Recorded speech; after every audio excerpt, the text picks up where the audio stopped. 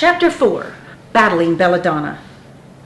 John was still making great time, but the shoe was really starting to bother him. Sweat up, he thought as he approached the crest of the largest leaf wrinkle he had tackled. When I get to the top, I will have to sort the shoe out, he thought. He carried some soft leaf with him that he could eat, or, if push come to shove, he could pad his shoe with it. That might stop it troubling him. Phew, he said as he breathed out. That was a good climb. He decided to relax for a few moments and see if he could make the shoe feel more comfortable. He removed the shoe and placed some of the soft leaves inside. Shaping the leaf so that it looked comfortable, he replaced the shoe on the now sore foot. When the shoe was back on his foot, he tested it. Unfortunately, the shoe felt even more uncomfortable now that he had taken it off and put it back on. Removing the shoe again, he decided that he would be better off not to wear it. It was only in recent times that John had even started to wear shoes, so the thought of walking without it was not a problem. He placed the shoe into his bag. Looking up, he thought to have a look at how far he could see ahead. It was then that he noticed how deep the other side of the wrinkle was. It seemed to fall away into the darkness. He strained to see the bottom of the chasm, but the darkness prevented him. The journey down was easy and cooling after the struggle up. As he entered the deep, his eyes adjusted to the darkness. No light had ever shone down here. No crystals had ever reflected into this darkness. He proceeded cautiously. Slyly, she slept. The first thing to raise Belladonna's attention was the familiar vibration that traveled along one of her tripwires that was attached to one of her front legs. Belladonna slowly opened her eyes that had remained closed since her last meal, which was too long ago. She would make no movement until she was sure that the sticky trap that was waiting preoccupied the prey. John tried hard to whistle to relieve the nervousness of the situation, but had never taken the time to learn how to do it. A weak came from his lips that did nothing to calm his growing concerns. He did think of Harry and how he would whistle when he talked. John mimicked him, whispering, "Crystals," which brought a grin to his lips. As he worked his way deeper, home seemed a long way away. He thought of his friend Charlie and the stories he told. Just as he got to the part about the monster, the sticky string firmly attached itself to his bare foot. He raised his leg that was directly in front of the one without the shoe and rubbed it. Blast, he thought, as the foot nearly got stuck to the one without the shoe on. What is it, he thought. His mind returned to what Charlie had said just before he was attacked. He said he was plagued by sticky string. As he reflected, he thought he heard a scampering. That was it, a scampering. Not loud, but just something moving quickly that had stopped. He strained to look deeper into the darkness. He could not detect anything and proceeded forward, but the sticky string held fast. Belladonna was now getting excited. She had moved closer to be in a better position for the attack. The vibration along the sticky string was indicating that the prey was firmly held. She controlled herself, much as a fisherman would, until she was sure. Charlie tried without success to return to the level of comfort he had been just moments before. It was like being awakened from a wonderful dream and trying to get back to the same part of the dream you were at before you were awoken. Humbug and humbug. Oh, I do wish that silly boy had not set out. He slowly turned and looked in the direction John had gone, but there was no sign of him. The memory of the monster came back to him, and he relived the struggle in his mind. He wondered if John was strong enough to escape. The thought made him shiver. I'm too old to be bothered with this, he thought again as he flopped in front of the crystals to attempt to get back to the previous level he was at. Blast, Charlie grumbled as the idea firmed in his mind. I've got to go and get him. I'm too old for this sort of thing. Bravely, he prepared what he might need for the journey. Charlie realized he was not as young as he once was, and this journey would take a lot longer and would be far more hazardous. I hope I don't bump into it again, he thought. I don't know if I could get away this time. Harry scurried back to his crystal mound. All the time the beauty of the large crystal was playing on his mind. Beautiful, beautiful, beautiful, he would mutter to himself as he made his way. He decided that he better make sure to be the first one to greet John if he returned, so that he would get the first chance at any crystals John might have collected. He prepared food so he could go and wait for John's return. Not far, he thought, just far enough to be the first. Belladonna realized the time had come. The vibration was not strong, but she felt her prey was firmly held. The prey came into sight, and the memory made her stop her forward attack. She remembered the one that got away. Her confidence waned, realizing she was not that big for what she was. Still, 8 eyes and as many legs made for a dangerous opponent, even though her prey was only held by 1 leg. That was enough, she hoped. The plan was to rush forward, screaming to scare the prey, grab it firmly with her legs, and inject a poison into the victim. At the same time, rolling the victim in new sticky string that she personally made and carried in a bag on her back. With all her cunning and weaponry, surely she would be able to put this one in her larder. John picked up on the forward motion of Belladonna. As she hesitated, he was able to reach into his bag and grab the first thing that his hand came into contact with. It was the shoe that had given him problems on the journey that was now his only weapon. He readied himself for the attack, and at the same time he raised the shoe as it started. Yee! The noise was almost unbearable, but as he was prepared for the physical attack, the awful noise was not going to distract or hurt him. Belladonna's rush was impressive, especially when combined with the yell. It was something she had practiced many times. Leaping forward, she was able to close the distance between her and the trapped prey.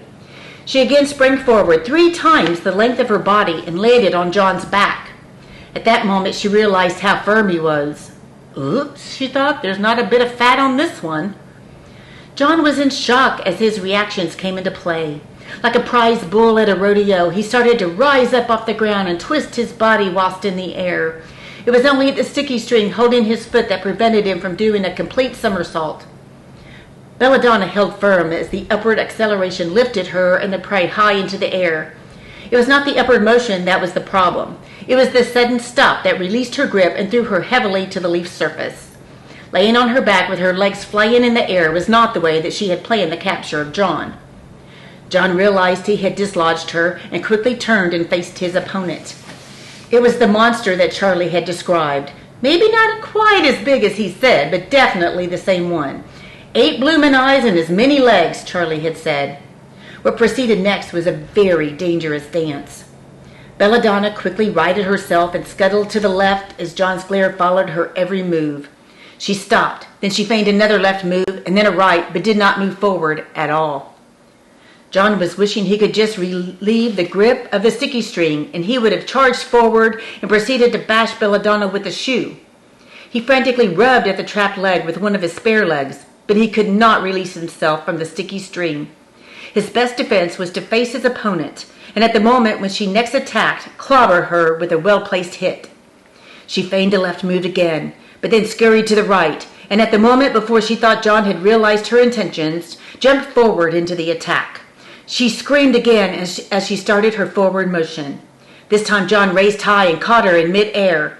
Belladonna's legs, which were longer than John's, wrapped firmly around him. He extended his legs against her body, pushing with all his might. From her mouth, the needle-like probe extended and started to pump the deadly fluid. It ran harmlessly down John's chest. Belladonna squeezed as hard as she could to try and lessen the distance between her fangs and John's chest. But she was having trouble with John's strength. He held her firmly at leg's length. She made one last dramatic squeeze and just scratched his chest. As she held on, she released the last of the venom through the needle. What John felt was an excruciating pain, like fire burn into his chest. This made him reel back in pain, but at the same time his strength increased and he managed to push her harder with his legs. The needle was just in his chest for a short time, and most of the fluid had been released too early. The effect of the poison would now take longer to work, and Belladonna realized she was now in danger of losing this fight and a meal. The realization sapped her strength, and her legs started to release their grip. In this instance, John's hand that had been trapped was freed. The first blow he delivered bent the needle that would have killed him if it had been on target. Quickly, he pulled the shoe back from the hit and proceeded to bash Belladonna around the head. She knew this morsel was not going to end up in her larder. The incoming blows were fast and furious, closing her eyes and almost blinding her. Of her 8 eyes, John had managed to close and blacken 7 of them. He now had her firmly in his grip and proceeded to continue with the bashing. Belladonna could not stop the sound that came from her lips with each blow. "Ouch! Ouch! Ouch!" she said every time the shoe landed. "Please stop! Please! Please stop!" Her looks, she thought, they would be ruined. John halted his attack, but held the shoe ready in case she was up to something funny. "Why should I?" he shouted. She tried to speak without crying. I will let you go," Belladonna responded hopefully. "Let me go? Let me go?" John repeated. "I think it is me that could let you go." "Oh, please, please stop. I've had enough." "Why should I?" John replied. "I will give you—" She stopped her sentence and said, "Oh, please let me go." John was hurting from the cut on his chest and the small amount of poison he had received. However, he was able to pick up on the fact that she was hiding something. "What can you give me if I let you go?" he asked as he raised the shoe higher, and she knew that she had better make it good. I have something I think you would like," she sobbed. "What on earth could you offer me that would stop me from bashing you to death?" John said, using his gruffest voice for effect. "It's over there." Belladonna inclined her head to hint the direction she wanted John to look. Not trusting her, he risked a quick glance. Even in the darkness, he was able to detect the glow. "How big is it?" he asked. "Let me go and I will show you," Belladonna said, sniffling. "If I let you go, you must realize if you try and run from me, I will hunt you down and finish you off," said John as he started to release his grip. On releasing his grip, he was very much aware of the wound to his chest. It was burning more, and he thought that he must return back to home and safety quickly before the sleep came upon him. "Okay, what's your name?" John said. She replied, "Belladonna." "Belladonna, your first job is to free me from the sticky string that is attached to my leg," John said, keeping one hand firmly gripping her shoulder. She released the sticky string quickly with a solvent cleaner she had in her back bag. When free, John released his final hold. They both stood panting and feeling the pain of the battle now that it was over and they had time to reflect. "Take me to it," John insisted. "Hang on a minute, I need time to recover," Belladonna replied. John realized that time was working against him. He was starting to feel tired. He needed to get to safety. "Take it to me now," he insisted. Okay, calm down," she said. She proceeded towards the reflection. John could clearly see it glow, despite being covered by a blanket that Belladonna had made from string without sticky on it. Belladonna approached the crystal and with a swift movement removed the blanket. John was amazed at the size and clarity of the crystal. It was the largest and the clearest he had ever seen. What caught his attention just as much was the quality of the blanket.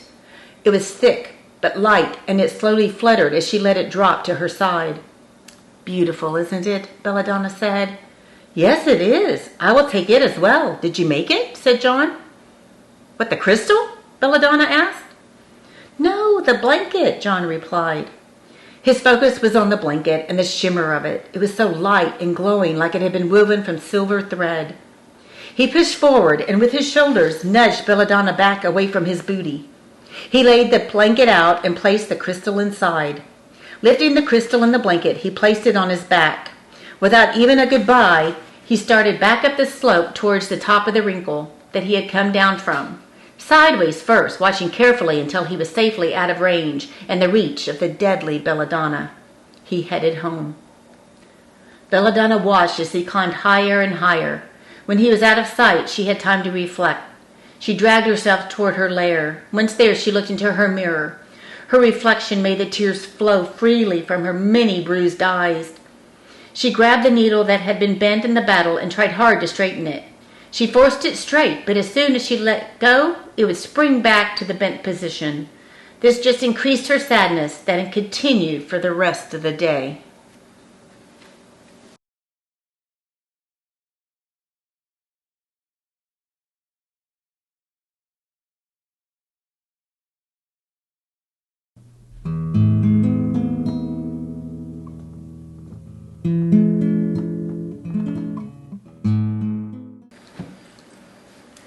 Chapter 5.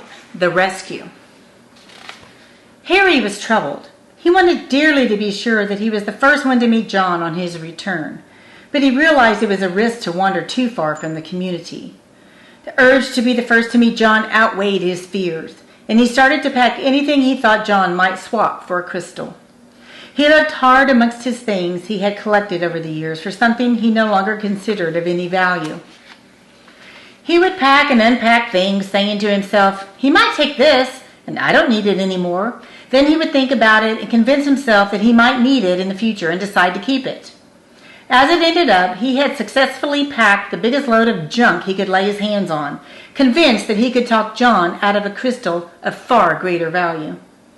Once packed, he proceeded further than anyone else might towards the direction John had traveled, but still remained in a position where he could return quickly if anything might appear to be dangerous. At a distance that he considered far enough out, but still relatively safe, he made himself comfortable. He only had time to eat about 3 sandwiches that he had carefully prepared when from behind he picked up a sound. Scared to look, he was frozen by the approaching sound. Wheezing and breathing heavily, Charlie dragged his tired body towards the direction of the edge. Not too far ahead, he could clearly see the back of Harry. He thought, what is he doing here? He approached Harry from behind. Harry is very still, he thought. What are you doing? Charlie asked. Harry let out a muffled scream as he turned and looked pitifully at Charlie, half a sandwich hanging from his mouth. Feeling safer, he answered Charlie with a full mouth. Oh, we're waiting for John, he exclaimed, wiping his lips with his forearm. Why? Said Charlie, knowing that Harry's motives might not be as honorable as the answer he was about to give. Harry answered, I thought he might need me to help him. He could be injured or tired and need help to carry anything that he might have found. Charlie quickly answered, You are not going to be much use this close to home. If he needs help, we better go and find him. If he got involved with... He stopped himself as he did not want to mention the monster because he knew it would scare Harry. He also did not want to refresh the memories in his own mind. He proceeded past Harry, turning and saying, Come on, we need to hurry. What about the monster? I don't think we'd better go any further, Harry said, hopefully. Charlie stopped and looked back at Harry. If that boy tangled with the monster, he's going to need our help, if he's still alive, Charlie said. They proceeded towards the edge. Harry hesitantly, Charlie as fast as his tired legs would carry him.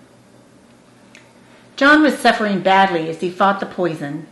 The fire in the wound was tearing at his chest. He could stand the pain, but the overpowering urge to sleep was creeping over him.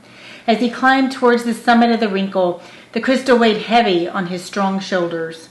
He mentally made a decision to rest and then talk himself out of it. He knew that he must try and return to the safety of the colony before getting the much-needed sleep. He dragged himself determinedly forward, ignoring the inner voice that was screaming for him to stop. His eyelids drooping over his tired eyes, he would rely on only one open eye to steer him to the summit. He thought of leaving the crystal.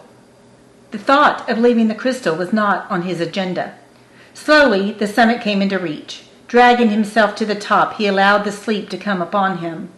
His legs collapsed as he was overcome before he hit the ground. As he collapsed, the crystal rolled from his back in the blanket and lay beside him. Charlie noticed it first. The light was far in the distance, but clear. The colors were reflecting and lighting their path. Harry peered around the side of Charlie, but remained behind him enough so not to be in any danger that the light might hold. What is it? Harry stuttered. I'm not sure, said Charlie. They stood watching as the crystal started to reflect the colors of warmth and comfort. Reassured that it was safe, Charlie led Harry forward. They slowly approached the source of the light, ascending and descending the same as John, but much slower. After a couple of rests, they were close enough to identify the silhouette of John laying beside the crystal as they squinted painfully, looking into the light. John! John! Charlie shouted, hoping for some reaction and trying to give John comfort. His calls falling on deaf ears as John lay unconscious in a fevered sleep. Charlie threw his belongings down and picked up his pace as best he could. He slowed as he approached John. Charlie whispered as he got closer, Poor John. Oh, poor John. He brought his face closer to John's. He could hear him breathing, slight but steady, and was talking all the time to John in a reassuring way. He started to look for signs of injury. He looked closely and carefully at every section of John. He could see no sign of injury. This was not good. Charlie realized that John was succumbing to the sleep, which must have been injected into him by the monster.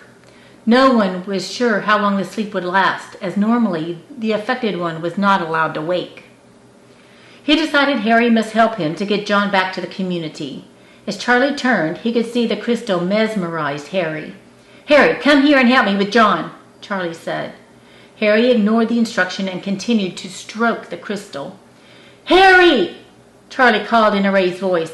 Oh, yes, Charlie," said Harry. "I'm coming. How can I help?" "Help me get John across my back," said Charlie. "You can't carry him," said Harry to Charlie. "Oh, yes, I bloomin' can and will. Now get over here and help me get him across my back," Charlie said firmly.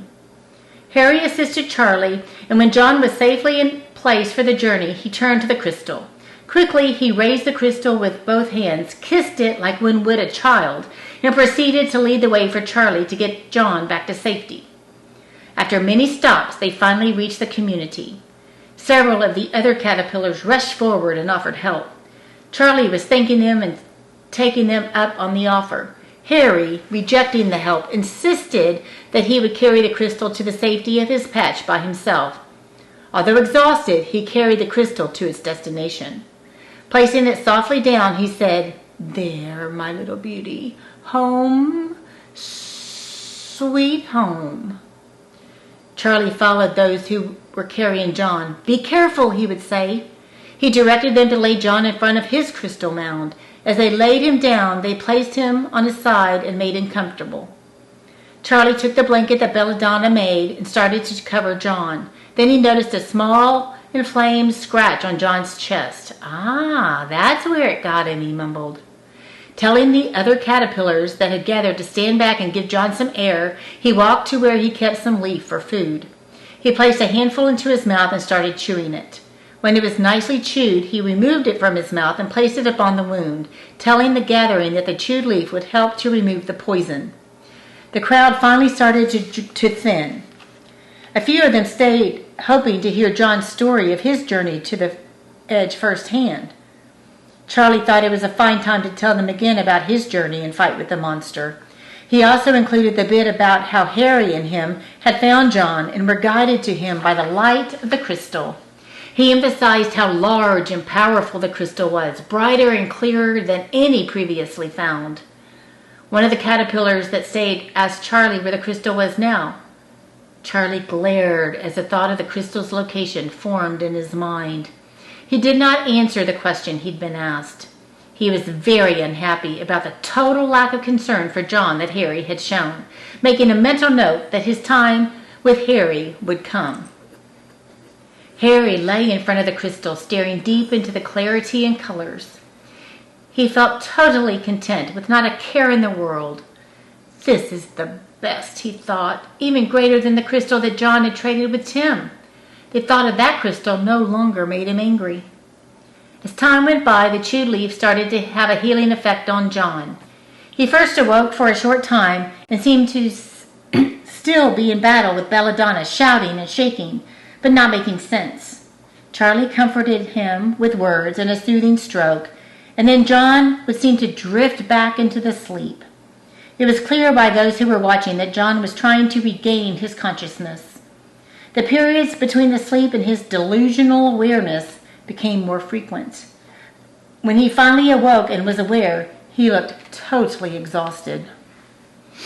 Charlie told him to rest, and at the same time instructed the caterpillars to go and return later.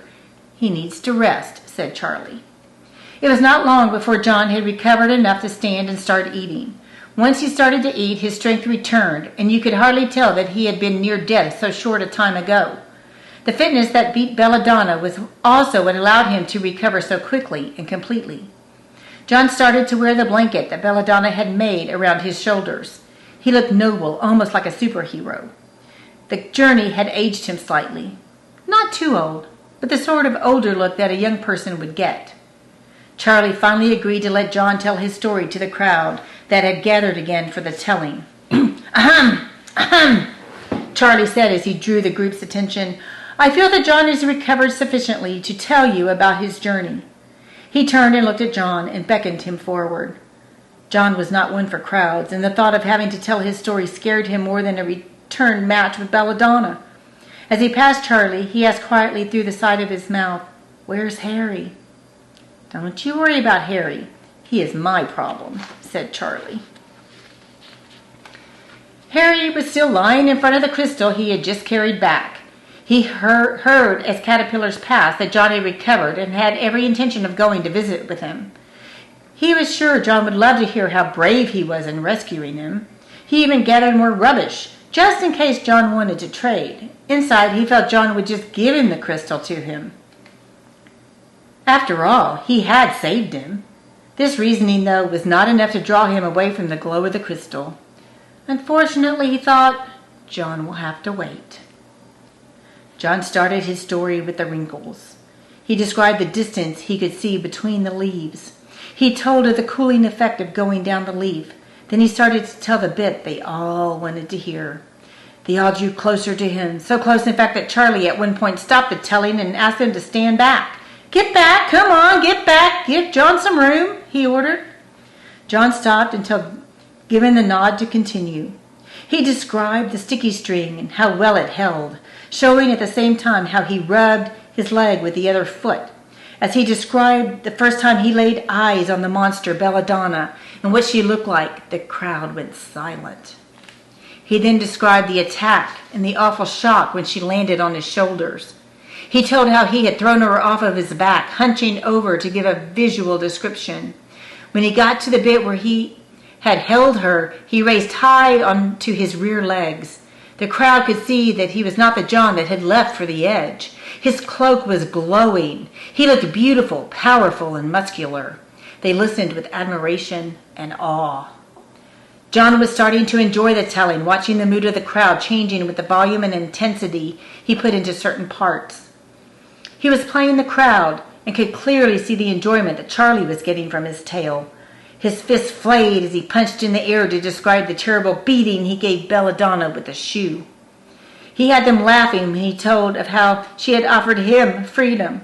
They gasped when told of the crystal and how it glowed in the darkness, even when covered by the beautiful blanket he now wore. Quietness again grabbed them as he lowered his voice to describe the terrible pain of the wound and the sleep that he could not stop. They listened, baited, as he described the ascent of the wrinkle and the willpower he had summoned to climb to safety. Too soon for the crowd, John uttered the words, "And you know the rest." The crowd roared with appreciation and shouted questions all at once. It took time for Charlie to regain control so the questions could be asked in an orderly fashion.